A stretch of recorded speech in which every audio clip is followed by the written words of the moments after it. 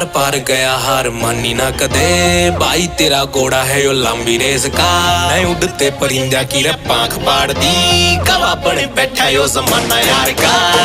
कोई फिरे पीछे लाख छोरियां यूथ सारा हो लिया दीवाना यार का कैंड पाड़ दी रे सांस फटा ना किसेगा खाली कोने गया को निशाना यार का